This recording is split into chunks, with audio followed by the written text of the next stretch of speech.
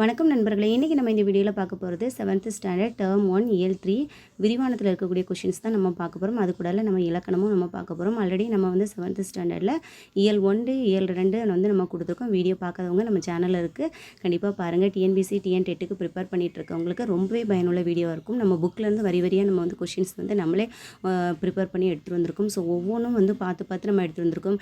எக்ஸாமுக்கு வரக்கூடிய கொஷின்ஸை நமக்கு இம்பார்ட்டன்ஸ் எல்லாமே பார்த்து எடுத்துகிட்டு வந்தனால கண்டிப்பாக உங்களுக்கு இது ரொம்ப யூஸ்ஃபுல்லாக இருக்கும். வாங்க நம்ம இப்போ வீடியோக்குள்ள போகலாம். இந்த விரிவானத்தில் நம்ம பார்க்க போகிற டாபிக் என்னன்னு பார்த்தீங்கன்னா, கப்பல் ஓட்டிய தமிழன். இல்லை கொஸ்டின் நம்பர் 1, வசையொழிய வாழ்வாரே வாழ்வார் என்று கூறியவர். ஔவையார், திருவள்ளுவர், கபிலர், திருவிக்கா. ஆன்சர் என்ன அப்படின்னு பார்த்தீங்கன்னா திருவள்ளுவர். கொஸ்டின் நம்பர் 2 பாருங்க. முத்துவளம் கொளித்த துறைமுகம். கொர்க்கை, பூம்புகார், கொச்சி, சென்னை. ஸோ முத்துவளம் நிறைந்த துறைமுகம் என்னது அப்படின்னு பார்த்தீங்கன்னா கொர்க்கை துறைமுகம். ஓகேவா. Next question number 3. சுதேசி கப்பல் கம்பெனியின் தலைவராக இருந்தவர். வஉசி, அப்பாத்துரையார், பாண்டித்துரையார், விவேகானந்தர். ஸோ இதுக்கு சரியான ஆன்சர் என்ன அப்படின்னு பார்த்தீங்கன்னா பாண்டித்துரையார். அவர் தான் சுதேசி கப்பல் கம்பெனிக்கு வந்து தலைவராக இருந்திருப்பார். அந்த கம்பெனிக்கு வந்து செயலாளராக இருந்தது தான் யார் அப்படின்னு பார்த்தீங்கன்னா வஉசி அவர்கள். ஓகேவா. அப்போ தலைவர் யாருன்னா பாண்டித்துரையார், செயலாளர் யாருன்னா வஉசி. ஞாபகம் வச்சுக்கோங்க. ஓகேவா. நெக்ஸ்ட் கொஸ்டின் நம்பர் 4 பாருங்கள். கொர்க்கை துறைமுகத்திலே யாருடைய கொடி உயர்ந்து பறந்தது? பாண்டிய கொடி, சேரக்கொடி, சோழக்கொடி, பல்லவக்கொடி. ஸோ இதுக்கு சரியான ஆன்சர் என்ன அப்படின்னு பார்த்தீங்கன்னா பாண்டிய கொடி. கொஸ்டின் நம்பர் 5 பாருங்கள். சுதேசி கப்பல் வெள்ளோட்டம் பார்ப்பதற்காக எந்த துறைமுகத்தை நோக்கி சென்றது? ஓகேவா. சுதேசி கப்பல் வந்துடுச்சு. ஸோ அதுக்கப்புறமா அவங்க வந்து வெள்ளோட்டம் எப்படி இருக்குது அப்படிங்கிறத பார்க்குறதுக்காக அவங்க எந்த துறைமுகத்தை நோக்கி சென்றார்கள் அப்படின்னு பார்த்தீங்கன்னா கொழும்பு துறைமுகம், சிங்க துறைமுகம், கொச்சி துறைமுகம், சென்னை துறைமுகம். ஸோ இதுக்கு கரெக்டான ஆன்சர் என்ன அப்படின்னு பார்த்தீங்கன்னா கொழும்பு துறைமுகம். ஓகேவா. நெக்ஸ்ட் கொஸ்டின் நம்பர் 6 பாருங்கள். சுதந்திரம் எனது பிறப்புரிமை, அதை அடைந்தே தீருவேன் என்று வடநாட்டிலே மார்த்தட்டி நின்ற மராட்டிய வீரர் யாருன்னு கேட்டிருக்காங்க. ஆப்ஷன் பாருங்கள். காந்தி, நேதாஜி, பாலகங்காதர திலகர், ராஜாஜி. ஸோ இதுக்கு சரியான ஆன்சர் என்னன்னு பார்த்தீங்கன்னா பாலகங்காதர திலகர். ஓகேவா. இவர் தான் சொல்லியிருப்பாங்க சுதந்திரம் எனது பிறப்புரிமை, அதை அடைந்தே தீருவேன் அப்படின்னு மார்த்தட்டி சொல்லியிருப்பார். ஓகேவா. நெக்ஸ்ட் கொஸ்டின் நம்பர் 7 பாருங்கள். வந்தே மாதரம் என்போம், எங்கள் மாநில தாயே வணங்குதும் என்போம் என்று பாடியவர் யாருன்னு பார்த்தீங்கன்னா ஆப்ஷன் பாரதிதாசன், பாரதியார், கவிமணி, தமிழ் ஒளி. ஸோ இதுக்கு சரியான ஆன்சர் என்ன அப்படின்னு பார்த்தீங்கன்னா Bharathiyar. Okay. Next question number 8 பாருங்கள். சிதம்பரநாதரின் பிரசங்கத்தையும் பாரதிதாசனின் பாட்டையும் கேட்டால் செத்த பிணம் உயிர் பெற்று எழும், புரட்சி ஓங்கும், அடிமைப்பட்ட நாடு 5 நிமிடங்களில் விடுதலை பெறும் அப்படி சொன்ன நீதிபதி யார் அப்படின்னு பார்த்தீங்கன்னா நீதிபதி பின்கே, நீதிபதி மில்டன், மார்ஸ், வேல்ஸ். ஸோ இதுக்கு சரியான ஆன்சர் என்ன பார்த்தீங்கன்னா நீதிபதி பின்கே அவர்கள் தான் இந்த கூற்றை வந்து சொல்லியிருப்பாங்க. ஓகேவா. நெக்ஸ்ட் கொஸ்டின் நம்பர் 9 பாருங்கள். தென்னாட்டில் தோன்றிய நாவிருடையவர் மற்றும் அஞ்சா நெஞ்சினர் யாருன்னு கேட்டிருக்காங்க. திருவிக்கா, பாரதியார், வஉசி, பாரதிதாசன். ஸோ இதுக்கு சரியான ஆன்சர் என்ன அப்படின்னு பார்த்தீங்கன்னா பாரதியார். சரியான ஆன்சர் பாரதியார். ஓகேவா. அதாவது சொற்பொழிவாளர், அதாவது நல்ல வந்து பேச்சில் திறம் கொண்டவர் தான் நாவிரு உடையவர் அப்படின்னு சொல்லுவாங்க. ஓகேவா. ஸோ அவர் ஒரு அஞ்சா நெஞ்சினர் கூட. நெக்ஸ்ட் கொஸ்டின் நம்பர் 10 பாருங்கள். சிதம்பரனாருக்கு இரட்டை வாழ்நாள் தண்டனை வழங்கிய நீதிபதி யார் அப்படின்னு பார்த்தீங்கன்னா நீதிபதி பின்கே, நீதிபதி மில்டன், மார்ஸ், வேல்ஸ். ஸோ இதுக்கு சரியான ஆன்சர் என்ன அப்படின்னு பார்த்தீங்கன்னா நீதிபதி பின்கே. கொஸ்டின் நம்பர் 11 பாருங்கள். வஉசி இரட்டை ஆயுள் தண்டனை பெற்று சிறையில் அடைக்கப்பட்ட இடம். எந்த சிறையில் அடைச்சிருப்பாங்கன்னா கோவை, சேலம், திருச்சி, வேலூர், கோவை, கண்ணனூர், சேலம், கண்ணனூர். இதுக்கு சரியான ஆன்சர் என்னன்னு பார்த்தீங்கன்னா கோவை, கண்ணனூர். இதுதான் சரியான ஆன்சர். ஓகேவா. கொஸ்டின் நம்பர் 12 பாருங்கள். வஉசி எந்த நூலை படித்து என் தொல்லையெல்லாம் மறந்தேன், இந்நிலையை கற்று என் இன்னல்களையும் வென்றேன் என்று கூறினார்? ஆப்ஷன் பாருங்கள். திருக்குறள், தொல்காப்பியம், நாலடியார், நான்மணிக்கடிகை. ஸோ அதுக்கு சரியான ஆன்சர் என்னன்னு பார்த்தீங்கன்னா தொல்காப்பியம். ஓகேவா. அவர் அதில் எப்படின்னா தொல்காப்பியத்தை படித்து என் தொல்லையெல்லாம் மறைந்தேன். ஓகேவா அப்படின்னு அவர் சொல்லியிருப்பார். நெக்ஸ்ட்டு கொஷின் நம்பர் 13 பாருங்கள். ராபி சேது பிள்ளையின் பன்முக திறன்களில் சரியானவை எவை அப்படின்னு கொடுத்துருக்காங்க. இங்கே ஆப்ஷன் பாருங்கள். தமிழறிஞர், வழக்கறிஞர், எழுத்தாளர், மேடை பேச்சாளர். ஸோ இது எல்லாமே அவருடைய பன்முக திறமை தான். ஓகேவா. அப்போ எல்லாமே இதில் சரிதான். அவர் ஒரு தமிழ் அறிஞராக இருந்திருக்காரு, அவர் வழக்கறிஞர் கூட, அப்புறம் ஒரு எழுத்தாளர், ஒரு மேடை பேச்சாளர். ஓகேவா. நெக்ஸ்ட் கொஷின் நம்பர் 14 பாருங்கள். சொல்லின் செல்வன் என போற்ற போற்றப்படுபவர் யார் அப்படின்னு பார்த்தீங்கன்னா பாரதியார், பாரதிதாசன், ராபி சேதுப்பிள்ளை, சுரதா. ஸோ இந்த கொஷின் ப்ரீவியஸ் இயர்லாம் அடிக்கடி கேட்ட ஒரு கொஷின். ஓகேவா? சொல்லின் செல்வர், ராபி சேதுப்பிள்ளை. இது உங்களோட மைண்டில் அப்படியே ஃபிக்ஸ் பண்ணி வச்சுக்கோங்க. சொல்லின் செல்வர் யார்? ராபி சேதுப்பிள்ளை. ஓகேவா? நெக்ஸ்ட் கொஸ்டின் நம்பர் 15 பாருங்கள். ராபி சேதுப்பிள்ளை எழுதிய நூல்களில் இந்திய அரசின் சாகித்ய அகாடமி விருது பெற்ற முதல் நூல் எதுன்னு கேட்டிருக்காங்க. இது வந்து அவர் எழுதிய நூல்கள் தமிழ் விருந்து, மேடை பேச்சு, தமிழ் இன்பம், ஊரும் பேரும். ஓகேவா? ஆனால் இதில் என்ன நூலுக்கு சாகித்ய அகாடமி கிடைச்சிது அப்படின்னு பார்த்தீங்கன்னா தமிழ் இன்பம். ஸோ அதுதான். ஸோ அவருடைய நூல்கள் என்னென்னு கேட்டாங்கன்னா இதை நீங்கள் ஞாபகம் வச்சுக்கோங்க. ஓகேவா? நெக்ஸ்ட் கொஸ்டின் நம்பர் 16 பாருங்கள். செய்யுளுக்கே உரிய எதுகை, மூனை என்பனவற்றை உரைநடைக்குள் கொண்டு வந்தவர் யார் அப்படின்னு பார்த்தீங்கன்னா மு. மேத்தாவை, தமிழ் ஒளி, ராபி சேதுப்பிள்ளை, பாரதியார். ஸோ இதுக்கு சரியான ஆன்சர் என்னன்னு பார்த்தீங்கன்னா ராபி சேதுப்பிள்ளை. ஓகேவா? நெக்ஸ்ட் கொஸ்டின் நம்பர் 17 பாருங்கள். சிதம்பரனார் ஆங்கில மொழியில் ஆலன் என்பவரை இயற்றிய அறிவு நூல்களில் ஒன்றை டேஸ் என்று தமிழில் மொழிபெயர்த்தார். ஓகேவா? அதாவது ஆங்கில மொழியில் ஆலன்கிறவர் வந்து எழுதிய நூலை வந்து தமிழில் மொழிபெயர்த்திருப்பார். என்ன நேமில் அவர் வந்து மொழிபெயர்த்திருப்பார் அப்படின்னு பார்த்தீங்கன்னா மனம்போல் வாழ்வு, மனம்போல் வாழ்க்கை, மனம்போல் இன்பம், மனம்போல் பண்பு. ஸோ இதுக்கு சரியான ஆன்சர் என்னன்னு பார்த்தீங்கன்னா மனம்போல் வாழ்வு. ஓகேவா? நெக்ஸ்ட் கொஸ்டின் நம்பர் 18 பாருங்கள். உயர்ந்த நூல்களில் கண்ட உண்மைகளை இளைஞரும் எளிதில் அறிந்து கொள்ளுமாறு வஉசி இயற்றிய சிறு நூல்கள். உயர்ந்த நூல்களில் கண்ட உண்மைகளை இளைஞரும் எளிதில் அறிந்து கொள்ளுமாறு வஉசி இயற்றிய சிறு நூல்கள். அவர் வந்து 2 நூல்கள் எழுதியிருக்காரு. அது எதுலான்னு பாருங்கள். ஆப்ஷன் பார்த்திங்கன்னா மெய்யறிவு மெய்யறம், மெய்யறிவு மெய் உண்ணம், மெய்வளம் மெய்யறிவு, மெய்யறிவு மெய்வளம். ஸோ இதுக்கு சரியான ஆன்சர் என்னன்னு பார்த்தீங்கன்னா மெய்யறிவு மெய்யறம். ஓகேவா? ஸோ இதுதான் சரியான ஆன்சர். நெக்ஸ்ட் கொஸ்டின் நம்பர் 19 பாருங்கள். தன்னலம் துறந்த தனிப்பெரும் தொண்டர் என போற்றப்படுபவர் யாருன்னு பார்த்தீங்கன்னா ஆப்ஷன் பாரதியார், வஉசி, திருவிக, பாரதிதாசன். ஸோ இதுக்கு சரியான ஆன்சர் என்ன அப்படின்னு பார்த்தீங்கன்னா வஉசி. ஓகேவா? இவர் தான் தன்னலம் துறந்த தனிப்பெரும் தொண்டர் என போற்றப்படுபவர். ஸோ இது வந்து ரொம்ப ரொம்ப இம்பார்ட்டன்ட். இதை நோட் பண்ணிக்கோங்க. நெக்ஸ்ட்டு நம்ம இலக்கணம் பார்க்க போகிறோம். இலக்கணத்தில் உள்ள வினாக்கள். ஓகேவா? இந்த இலக்கணத்தில் வந்து நம்ம புக் பகுதியில் என்ன கொடுத்துருக்காங்கன்னா பகுபதம், பகாபதம், ஓரெழுத்து ஒரு மொழி கொடுத்துருக்காங்க. நம்ம ஆல்ரெடி வந்து ஓரெழுத்து ஒரு மொழிக்கு வந்து தனி வீடியோவே கொடுத்துருக்கோம். இருக்கக்கூடிய 42 ஓரெழுத்து ஒரு மொழிக்கும் உள்ள பொருள் வந்து நம்ம கொடுத்து வீடியோ நம்ம சேனலில் இருக்குது. கண்டிப்பாக நீங்கள் பாருங்கள், ரொம்ப பயனுள்ளதாக இருக்கும். ஓகேவா? நெக்ஸ்ட் கொஸ்டின் நம்பர் 20 பாருங்கள். நன்னூல் என்னும் இலக்கண நூலை எழுதியவர். ஆப்ஷன் பாருங்கள் கபிலர், பவனந்தி முனிவர், தொல்காப்பியர், ஔவையார். ஸோ இதுக்கு சரியான ஆன்சர் என்னன்னு பார்த்தீங்கன்னா பவனந்தி முனிவர். ஓகேவா? நெக்ஸ்ட் கொஸ்டின் நம்பர் 21 பாருங்கள். நன்னூலின் படி தமிழில் உள்ள ஓரெழுத்து ஒரு மொழிகளின் எண்ணிக்கை டேஷ். ஓகேவா? நன்னூலின் படி தமிழில் உள்ள ஓரெழுத்து ஒரு மொழிகளின் எண்ணிக்கை டேஷ். 42, 40, 41, 45. ஸோ இதுக்கு சரியான ஆன்சர் என்னன்னு பார்த்தீங்கன்னா 42. அப்போ ஓரெழுத்து ஒரு மொழி சொற்களின் எண்ணிக்கை எவ்வளவு? 42. ஓகேவா? இது ரொம்ப ரொம்ப இம்பார்ட்டன்ட் ப்ரீவியஸ் இயர் கொஷின். ஓகேவா? நோட் பண்ணிக்கோங்க. நெக்ஸ்ட் கொஷின் நம்பர் 22 பாருங்கள். ஓரெழுத்து ஒரு மொழியில் எத்தனை நெடில் எழுத்துக்கள் உள்ளன? ஓகேவா? ஸோ இது வந்து ஆப்ஷன் பாருங்கள் 40, 42, 43, 41. ஸோ இதுக்கு சரியான ஆன்சர் என்னன்னு பார்த்தீங்கன்னா 40. 40 நெடில் எழுத்துக்கள் உள்ளன. கொஸ்டின் நம்பர் 23 பாருங்கள். எந்த 2 சொற்களை தவிர ஏனைய 40 சொற்களும் நெடில் எழுத்துக்களாக அமைந்தவை? ஆப்ஷன் பாருங்கள் து, பா, நோ, து, மு, பி, சி, மு. ஸோ இதுக்கு சரியான ஆன்சர் என்ன அப்படின்னு பார்த்தீங்கன்னா நோ, து. இந்த 2 எழுத்துக்களையும் தவிர மீதி இருக்கக்கூடிய 40 எழுத்துக்களும் நெடில் எழுத்துக்கள். ஓகேவா? நோ, து. ஸோ இந்த கொஷின் ரொம்ப இம்பார்ட்டன்ட் கொஷின். ஓகேவா? நெக்ஸ்ட் கொஷின் நம்பர் 24 பாருங்கள். வேலன் பிரித்து எழுதுக.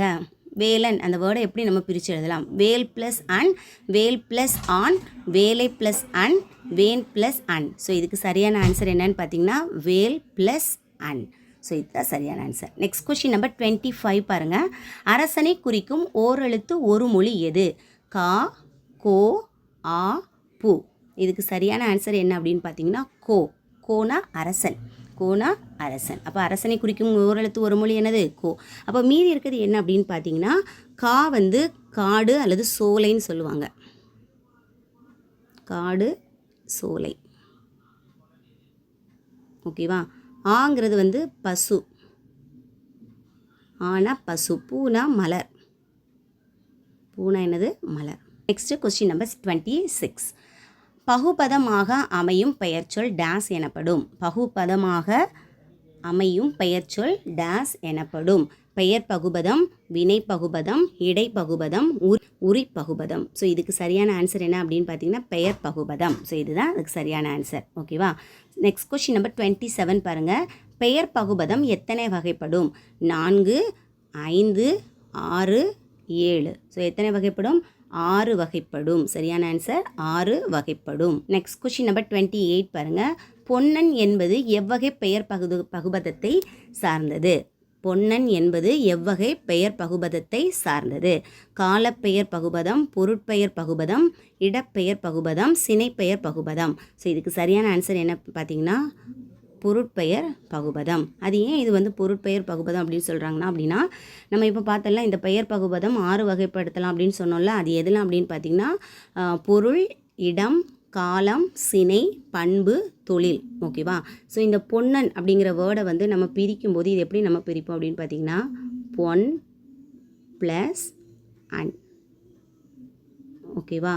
பொன் ப்ளஸ் அன். ஸோ இந்த பொண்ணுங்கிறது ஒரு பொருளை நம்ம சொல்கிறது. ஓகேவா. அதனால தான் இது என்ன சொல்கிறோன்னா பொருட்பெயர் பகுபதம் அப்படின்னு சொல்கிறது. ஓகேவா. அடுத்தல இடம் வச்சு நம்ம சொல்லும்போது இப்போ நாடன் அப்படின்னு இருக்குன்னு வைங்களா. இதை நம்ம எப்படி பிரிப்போம்னா நாடு ப்ளஸ் அன். நாடு ப்ளஸ் அன். ஸோ இதை வந்து என்ன சொல்லுவோம் இடப்பெயர் பகுபதம் சொல்லலாம். ஓகேவா. அதுக்கப்புறமா இப்போ சித்திரையான் அப்படின்றதுனா சித்திரையான். நான் இதை எழுதுகிறேன், நீங்கள் பார்த்துக்கோங்க. ஓகேவா. சித்திரையான். இதை நம்ம எப்படி பிரிப்போம்? சித்திரை ப்ளஸ் ஆன். இது எப்படி நம்ம பிரிப்போம்னா சித்திரை ப்ளஸ் ஆன் அப்படி தானே பிரிப்போம். அப்போ சித்திரை அப்படிங்கிறது நம்ம வந்து மாதம், காலம் அதை சொல்லலாமா இல்லையா? ஸோ அப்போ இது வந்து என்னது கால பெயர் பகுபதம். ஓகேவா. ஸோ இந்த மாதிரி ஒவ்வொன்றுக்குமே தனித்தனியாக இருக்குது. இப்போ கண்ணன் அப்படின்னா கண் ப்ளஸ் அன் எப்படி பிரிக்கலாம்? கண் ப்ளஸ் அன். கண்ணுங்கிறது ஒரு சினை தானே, சினைப்பெயர் தானே. ஓகேவா. அப்போ அது சினைப்பெயர் பகுபதம். ஸோ இந்த மாதிரி ஒவ்வொன்றும் தனித்தனியாக இருக்குது. ஓகேவா. Question number 29. பகுபதமாக அமையும் வினைச்சொல் டேஸ் எனப்படும். வினை பகுபதம், பெயர் பகுபதம், இடை பகுபதம், உரி பகுபதம். ஸோ இதுக்கு சரியான ஆன்சர் என்ன அப்படின்னு பார்த்தீங்கன்னா வினை பகுபதம். பகுபதமாக அமையும் வினைச்சொல் அப்படின்னு கேட்டிருக்காங்க. ஓகேவா. நம்ம போன இதில் என்ன பார்த்தோம்? பகுபதமாக அமையும் பெயர்ச்சொல் என்னன்னு கேட்டால் பெயர் பகுபதம். பகுபதமாக அமையும் வினைச்சொல் டேஷ்னு கேட்டால் வினை பகுபதம். ஓகேவா. நெக்ஸ்ட் கொஸ்டின் நம்பர் 30 பாருங்கள். பகுபத உறுப்புகள் டேஸ் வகைப்படும். பகுபத உறுப்புகள் 6, 7, 8, 9. இதுக்கு சரியான ஆன்சர் 6 வகைப்படும். ஸோ அது என்னென்ன பகுபத உறுப்புகள் அப்படின்னு பார்த்தீங்கன்னா நீங்கள் நோட் பண்ணி வச்சுக்கோங்க. பகுதி, பகுதி, விகுதி, பகுதி, விகுதி, இடைநிலை, இடைநிலை, சந்தி, சந்தி, சாரியை, சாரியை, விகாரம், விகாரம். ஓகேவா. ஸோ இந்த 6 தான் பகுபத உறுப்புகள். பகுதி, விகுதி, இடைநிலை, சந்தி, சாரியை, விகாரம். ஓகேவா. தெரிஞ்சு வச்சுக்கோங்க. கொஸ்டின் நம்பர் 32 பாருங்கள். பகுபதத்தின் முதலில் அமைந்து முதன்மையான பொருளை தருவது எது? முதன்மையான பொருளை தருவது. இப்போ தொடர்ந்து வரக்கூடிய இந்த 4 கொஷினுமே ரொம்ப ரொம்ப இம்பார்ட்டண்டான ப்ரீவியஸ் இயர் கொஷின். ஓகேவா.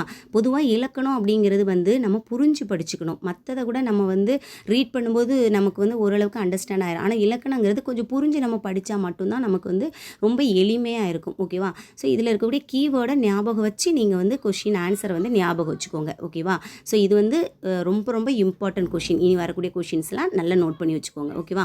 பகுபதத்தின் முதலில் அமைந்து முதன்மையான பொருளை தருவது எதுன்னு கேட்டிருக்காங்க. விகுதி, சந்தி, பகுதி, சாரியை. ஸோ இதுக்கு சரியான ஆன்சர் என்ன அப்படின்னு பார்த்தீங்கன்னா பகுதி. ஓகேவா. முதன்மையான. இதான் ஹிண்ட் வேர்டு ஞாபகம் வச்சுக்கோங்க. கொஸ்டின் நம்பர் 33 பாருங்க. பகுபதத்தின் இறுதியில் அமைந்து திணை, பால், எண், இடம் ஆகியவற்றையோ முற்று, எச்சம் ஆகியவற்றையோ காட்டுவது. இதுதான் இந்த கொஷினுக்கு இதுதான் கீவேர்டு. நல்லா ஞாபகம் வச்சுக்கோங்க. திணை, பால், எண், இடம் ஆகியவற்றையோ முற்று, எச்சம் ஆகியவற்றையோ காட்டுவது என்ன அப்படின்னு பார்த்தீங்கன்னா ஆப்ஷன் பாருங்கள். இடைநிலை, விகுதி, விகாரம், பகுதி. ஸோ இதுக்கு சரியான ஆன்சர் என்னன்னு பார்த்தீங்கன்னா விகுதி. ஓகேவா. நம்பர் 34 பாருங்க. பகுதிக்கும் விகுதிக்கும் இடையில் அமைந்து காலம் மற்றும் எதிர்மறை பொருளை, இதுதான் இதில் ரொம்ப முக்கியமானது. ஓகேவா. எதிர்மறை பொருளை உணர்த்துவது டேஷ் ஆகும். பகுதிக்கும் விகுதிக்கும் இடையில். ஓகேவா. பகுதி இங்கே இருக்குன்னா விகுதி வந்து கடைசியில் இருக்கும். இந்த ரெண்டுக்கும் இடையில் எதிர்மறை பொருளை உணர்த்துவது, இதுதான் இதில் ரொம்ப முக்கியம். ஓகேவா. ஸோ இந்த மாதிரி ஹிண்ட் ஞாபகம் வச்சுக்கோங்க. ஆப்ஷன் பாருங்கள். இடைநிலை, விகாரம், சந்தி, சாரியை. ஸோ இதுக்கு சரியான ஆன்சர் என்னன்னு பார்த்தீங்கன்னா இடைநிலை. இதுக்கு சரியான ஆன்சர் இடைநிலை. ஓகேவா. முதல்ல நம்ம பார்த்த கொஷின் வந்து முதலில் அமைந்து முதன்மையான பொருளை தருவது வந்து பகுதி, இறுதியில் அமைந்து திணை, பால், எண், இடம் ஆகியவற்றையும் முற்று, எச்சம் ஆகியவற்றை காட்டுச்சுன்னு அதை விகுதின்னு சொல்லுவோம். இப்போ நம்ம பார்க்குறது என்ன அப்படின்னு பார்த்தீங்கன்னா பகுதிக்கும் விகுதிக்கும் இடையில் அமைந்து காலம் காட்டும், அதே மாதிரி எதிர்மறை பொருளையும் உணர்த்துவது என்னன்னு சொல்லுவாங்க இடைநிலை. ஞாபகம் வச்சுக்கோங்க. ஓகேவா. நெக்ஸ்ட் கொஷின் நம்பர் 35 பாருங்கள். பகுதிக்கும் இடைநிலைக்கும் இடையே பெறும் மெய்யெழுத்து. பகுதிக்கும் இடைநிலைக்கும் இடையே இடம்பெறும் மெய்யெழுத்து டேஸ் எனப்படும். ஆப்ஷன் பாருங்கள். விகாரம், சந்தி, இடைநிலை, சாரியை. ஸோ இதுக்கு சரியான ஆன்சர் என்னன்னு பார்த்தீங்கன்னா சந்தி. சரியான ஆன்சர் சந்தி. அதாவது பகுதிக்கும் இடைநிலைக்கும் இடையே இடம்பெறும் மெய்யெழுத்து. இந்த வேர்டு தான் இதில் ரொம்ப முக்கியம். ஓகேவா. நெக்ஸ்ட் கொஷின் நம்பர் 36 பாருங்கள். பெரும்பாலும் இடைநிலைக்கும் விகுதிக்கும் இடையே இடம்பெறும் அசைச்சொல். ஆப்ஷன் பாருங்கள். சாரியை, விகாரம், சந்தி, இடைநிலை. ஸோ இதுக்கு சரியான ஆன்சர் சாரியை. இது வந்து இடைநிலைக்கும் விகுதிக்கும் இடையே இடம்பெறும் அசைச்சொல். இது என்னது அசைச்சொல். ஓகேவா. இது என்ன சொல்லும் சாரியே. ஓகேவா. நெக்ஸ்ட் கொஸ்டின் நம்பர் 37 பாருங்கள். பகுதி, சந்தி, இடைநிலை முதலியவற்றில் ஏற்படும் மாற்றம் டேஸ் எனப்படும். விகாரம், சாரியை, சந்தி, இடைநிலை. ஸோ இதுக்கு சரியான ஆன்சர் என்னன்னு பார்த்தீங்கன்னா விகாரம். அதாவது பகுதி, சந்தி, இடைநிலை இந்த மூணுலேயுமே ஏற்படக்கூடிய மாற்றத்தை தான் நம்ம என்ன சொல்லுவோம் விகாரம். இது இதில் ரொம்ப ரொம்ப முக்கியம், நோட் பண்ணிக்கோங்க. ஓகேவா. நெக்ஸ்ட் கொஸ்டின் நம்பர் 41 பாருங்கள். பொதுவாக ஒரு தொடர் டேஸ் பகுதிகளாக அமையும். ஒரு தொடர் வந்து பொதுவாக எத்தனை பகுதிகளாக அமையும் அப்படின்னு பார்த்தீங்கன்னா ஆப்ஷன் பாருங்கள். 3, 4, 5, 2. ஸோ இதுக்கு சரியான ஆன்சர் என்ன அப்படின்னு பார்த்தீங்கன்னா 3 பகுதிகளாக அமையும். ஓகேவா. ஸோ அது என்னென்ன அப்படின்னு பார்த்தீங்கன்னா எழுவாய், பயனிலை, செய்யப்படு பொருள். ஓகேவா. எழுவாய், பயனிலை, செய்யப்படு பொருள். ஓகே. ஸோ அதான் இந்த 3 பகுதிகள். ஓகே. நெக்ஸ்ட் கொஸ்டின் நம்பர் 42 பாருங்கள். ஒரு தொடரில் யார், எது, எவை என்னும் வினாக்களுக்கு விடையாக அமைவது. ஆப்ஷன் பாருங்கள். எழுவாய், பயனிலை, செய்யப்படு பொருள், செய்வினை. ஸோ இதுக்கு சரியான ஆன்சர் என்ன அப்படின்னு பார்த்தீங்கன்னா எழுவாய். ஒரு தொடர், அதாவது ஒரு தொடர் இருக்குன்னா இப்போ வந்து கவிதா பாடத்தை படித்தாள் அப்படிங்கிற ஒரு தொடர் இருக்குது அப்படின்னா யார் பாடத்தை படித்தது, யார் பாடத்தை படித்தது அப்படிங்கிற ஒரு யாருங்கிற கொஷினுக்கு கவிதா அப்படிங்கிற ஒரு ஆன்சர் வருதா.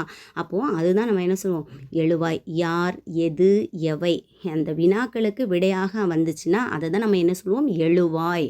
அதை தான் நம்ம என்ன சொல்கிறோம் எழுவாய். ஓகேவா. நம்பர் 43 பாருங்கள்.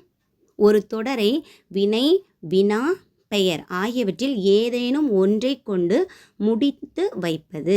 ஒரு தொடர் வந்து முடியுது அப்படின்னா அந்த தொடர் வந்து வினையாக இருக்கணும், அல்லது வினாவாக இருக்கிற மாதிரி இருக்கணும், அல்லது ஒரு பெயரை கொண்டு முடிகிற மாதிரி இருக்கணும். அப்படி முடிஞ்சுன்னா அதை நம்ம என்ன சொல்லுவாங்க அப்படின்னு கேட்குறாங்க. ஆப்ஷன் பாருங்கள். எழுவாய், பயனிலை, செய்யப்படு பொருள், செய்வினை. ஸோ இதுக்கு சரியான ஆன்சர் என்னன்னு பார்த்தீங்கன்னா பயனிலை. ஓகே. இது நம்பர் 44 பாருங்கள். யாரை, எதை, எவற்றை என்னும் வினாக்களுக்கு விடையாக வருவது. ஓகேவா. யாரை, எதை, எவற்றை என்னும் வினாக்களுக்கு விடையாக வருவது என்னது அப்படின்னு பார்த்தீங்கன்னா எழுவாயா, பயனிலையா, செய்வினையா, செய்யப்படு பொருளா அப்படின்னு பார்த்தீங்கன்னா சரியான ஆன்சர் செய்யப்படு பொருள். ஓகே. செய்யப்படு பொருள் யார் அந்த செயலை செய்கிறார்களோ அதுதான். ஓகே. அதுதான் செய்யப்படு பொருள். நான் கவிதையை படித்தேன். கவிதையை படித்தேன். எதை படித்தேன்?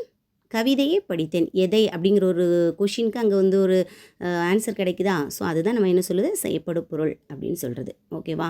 ஸோ அப்போ இந்த யாரை, எதை, எவற்றை என்னும் வினாக்களுக்கு விடையாக வருவதை நம்ம என்ன சொல்லுவோம் அப்படின்னா செய்யப்படு பொருள். ஓகேவா? கண்டிப்பாக உங்களுக்கு இந்த வீடியோ பிடிச்சிருக்குன்னு நினைக்கிறேன். இலக்கணத்துக்கு கொஞ்சம் இம்பார்ட்டன்ஸ் கொடுத்து பாருங்கள். கண்டிப்பாக உங்களுக்கு வந்து ரொம்பவே யூஸ்ஃபுல்லாக இருக்கும் அப்படின்னு நினைக்கிறேன். இந்த வீடியோ உங்களுக்கு பிடிச்சிருந்தா நம்ம சேனலுக்கு வந்து லைக் பண்ணிக்கோங்க. அப்படியே உங்கள் ஃப்ரெண்ட்ஸ் அண்ட் ரிலேட்டிவ்ஸ்க்கு வந்து டிஎன்பிசி டிஎன்டெட் ப்ரிப்பேர் பண்ணிகிட்டு இருக்கவங்களுக்கு நம்மளோட வீடியோ வந்து ஷேர் பண்ணுங்கள். ரொம்பவே யூஸ்ஃபுல்லாக இருக்கும். நம்ம வந்து புக்கிலேருந்து ஒவ்வொரு நோட்ஸுமே வந்து பார்த்து நம்ம எடுத்து ஒரு பக்காவான ஒரு நோட்ஸாக தான் நம்ம கொண்டு வரோம். கண்டிப்பாக உங்களுக்கு இது வந்து ரொம்பவே பயனுள்ள ஒரு வீடியோவாக இருக்கும். நீங்கள் புக்கில் பார்க்கணும் அப்படிங்கிறதே இல்லை, நம்மளோட நோட்ஸ் மட்டுமே போதும் உங்களுக்கு எக்ஸாமில் ஃபுல் மார்க் ஸ்கோர் பண்ணுறதுக்கு. கண்டிப்பாக நீங்கள் நம்மளோட சேனலை வந்து சப்ஸ்கிரைப் பண்ணி வச்சுக்கோங்க. அப்படியே மறக்காமல் நம்மளுக்கு சேனலுக்கு ஒரு லைக்கும் கொடுத்துருங்க. அடுத்து இன்னொரு வீடியோவில் பார்க்கலாம். நன்றி, வணக்கம்.